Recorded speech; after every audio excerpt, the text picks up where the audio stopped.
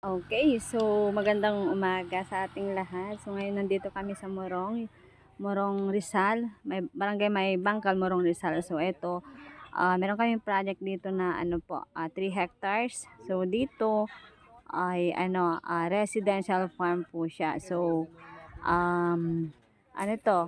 Tawag nito, overlooking siya, 360 yung mountain view mo. Kung makikita nyo po siya. Tapos Laguna Lake View din siya. So napaka tahimik, presko, mahangin. Kumbaga dito yung may peace of mind ka. Kung gusto mo ng retirement na lugar, yung tahimik na lugar, nasariwa yung nalalanghap mo kasi may mga puno-puno pa. Although hindi naman totally kabundukan na sobrang tarik po, maganda. So maganda yung view. Maraming dinadayo dito talaga siya ng mga talagang gusto mag-stay ng medyo maayos at tahimik. So malapit din siya sa daanan. Ayan, as you can see, katabi niya ang daanan po. Tapos sa main road, sa National Road, nasa 5 minutes lang po siya. So ayan.